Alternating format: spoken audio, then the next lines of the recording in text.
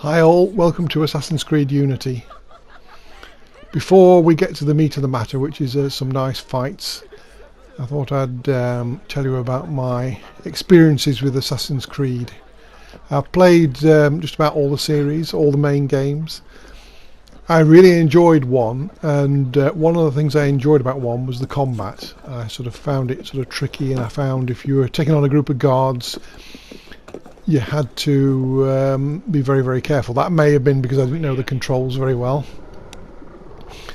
But I enjoyed that toughness, and ever since then the combat's got a bit easier and a bit easier. And I know some people love that sort of, taking on 20 guys thing, but I do like some tougher combat. Ready your blade, brother. Which brings us to Assassin's Creed Unity. And I was really excited for this game. I thought it was going to be brilliant before it came out, and then there were all the terrible reviews and all the problems and things, and I hated, or well, I didn't hate, I actually quite enjoyed Assassin's Creed 3, but I did find it frustrating. I felt there was things being added to the game that weren't in the spirit, quick time events for the hunting, that sort of thing, and it was a bit there were lots of inelegant elements to that game that sort of soured me a little bit on it. And I felt that Unity was going to be about the same thing, which, to be fair, it probably would have been if I'd have got it at the time and hadn't have been sort of prepared for all the clunkiness. I think it would have driven me crazy. But having waited for all the patches and having heard about all the problems and expecting the worst, I've come in and I am actually quite enjoying it. And I think the main thing I'm enjoying is this combat and the animation in general. I've realised I'm actually a fan of Ubisoft games. I tend to enjoy them all. They seem to be how some companies make the games you want to play and you're in tune with their sensibilities. Well, Ubisoft are in tune with my sensibilities in terms of what I want to play and what I enjoy. But I really like the way they handle animation. I've enjoyed it ever since the first Splinter Cell. There's just something about a character being animated well that appeals to me, and that was the same thing with the Assassin's Creed series. In fact, after the first Assassin's Creed, I loved the way the character clambered about. I thought, oh god, I bet the second game they're going to change all this animation and it'll be worse. It just won't work as well. This is perfect the way it is, which is what they did with Splinter Cell. But I needn't have feared, because they haven't really changed the animation until this game. All the previous games, they've stuck with it. I mean, they've iterated on it. They've added little bits and pieces, but the general climbing and fighting animation was about the same and very good. So really, this is the first time my fears had the potential to come true. And I've been a bit off on the climbing. Sometimes, I mean, I'm used to it now and I think it's great, but just occasionally he seems to jump a bit too far. He'll sort of flick himself up from a window and then seem to travel a hell of a long way, further than his muscles really would have thrown him. But actually, it's nice to have a fresh take on this clambering, having seen it all so much. But the combat with the finishers and the parrying and everything, I think it's really nice. This is all sort of fairly straightforward, but later on we'll come to some guys in a covered market, and I was delighted when I encountered guys like that, because it's almost Dark Soulsy, in that a fight with somebody is an event. You feel like you are matching wits with the AI.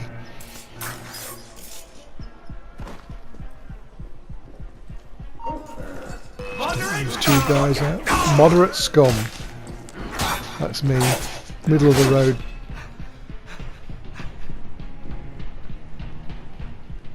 It's interesting, these guys, when you're quite sure if you've killed them or not. They're sort of still standing, but are they alright? Are they going to come at me again? Is he down? Okay, now speaking of large groups, fighting large groups, it's a bit exciting taking on a bigger group like this. Especially I think there's some really skilled swordsmen in this group. But thanks to the power of smoke bombs, I should be able to take them. I think this guy I'm attacking now is a very good fighter, but he doesn't really stand a chance because I've just killed him. Oh, I've just killed that guy, so I'm down to 2.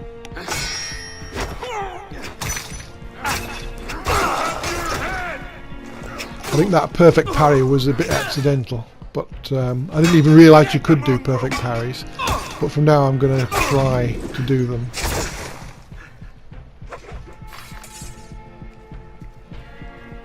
I also love the way he puts his sword away. That's brilliant. I like the way he gets it out when he's coming through a fight. Very cool. Okay. So now I've got to go off and find a woman who's been investigating the problems with the food supply. But it was all a bit clunky and a bit straightforward, so I think I've edited out the scene with this woman escorting her through some groups of guards and things. And I think we're probably going to go straight on to the market. At the market I've got to take out 4 characters.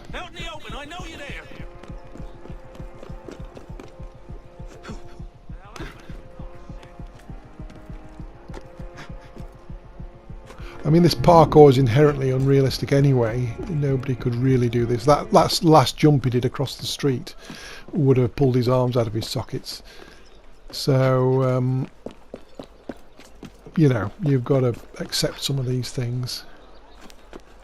And I've come round on the running and jumping. I like the little sort of, whoa, nearly fell off then, move, that. Very nice. The costumes as well, that's another thing that got to me, but that's inherent with game design. I always tend to like simpler costumes, and I think the costume is featured on the cover and things is a classic, simple costume, you know, elegant in its design. And now I find myself, to get better equipment, I have to upgrade to more and more elaborate outfits that just look ludicrous to me, and I find that frustrating, but that's just the way of modern game design. More frills, bows and ribbons and belts means better. Okay, here we are at the market, and we're coming up on some really nice fights. I'd start by shutting down some of her pals. The way he moves through, I'm sure they were going to do something for this, for the way he moves through crowds, because at the moment he just bumps people out of the way. In the original games, the assassins would turn sideways and put their hands on people's shoulders and actually look like they were manoeuvring between real people. So this was a bit worse, and it's a bit odd in a way to have vast crowds and then not have a way of getting through them properly. But I'm sure they were going to do something about that. I think they just ran out of time with a lot of these things. Here's one of the nice fights. I really like this.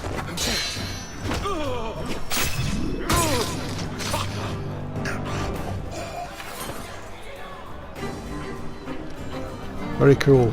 Unfortunately, shortly after walking away in a cool manner like this, I stuffed things up and died, so here we are back heading into the market again, which I don't mind. Sign of a good game if you don't mind doing the same fights over and over again. Sometimes I'm even secretly glad I died, because it means I can do something again, a little sequence again, and I enjoy this fight.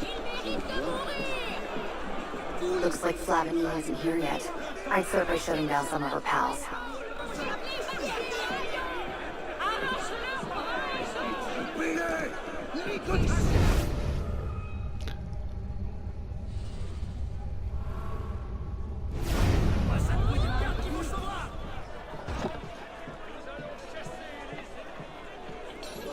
So we're approaching these two from behind this time, so I can dispatch one of them before the fight starts.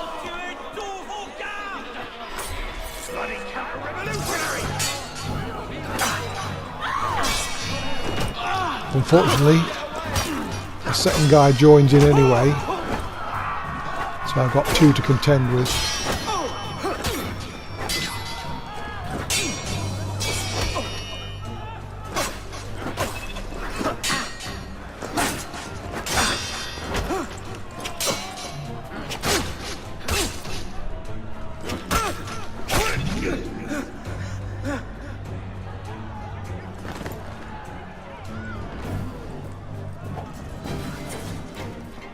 Look at that. Puts his sword away, heads off. And unfortunately again, shortly after this, I stuffed up again. So here we are again, back at these two. But this time, I've realised that it would make sense to take out the talented guy, leaving me with the less talented guy.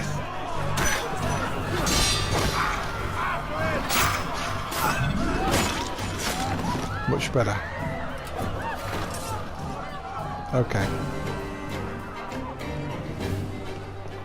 So at this point I realised two things. One was getting a bit of elevation would probably help, and the other that I actually have a pistol on me and I could probably use my pistol to my advantage. So that guy's got a bit of a fancy hat. He might be a good sword fighter, so I'll take him out.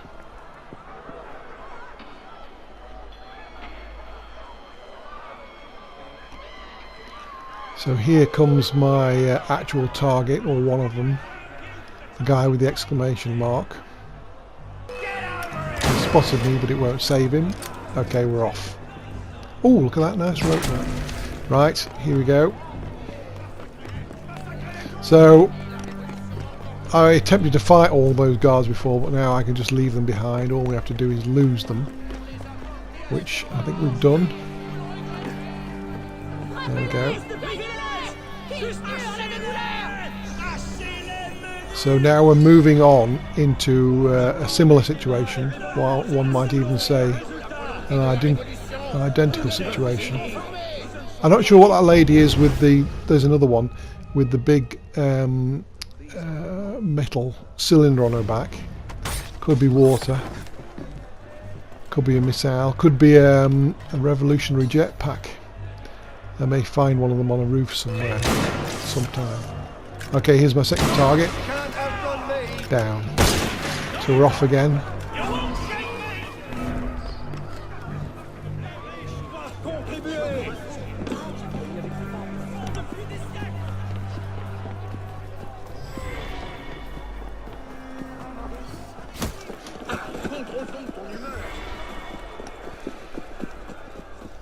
So now we come to the last two targets, and these are the Templar organisers of the terrible food thefts.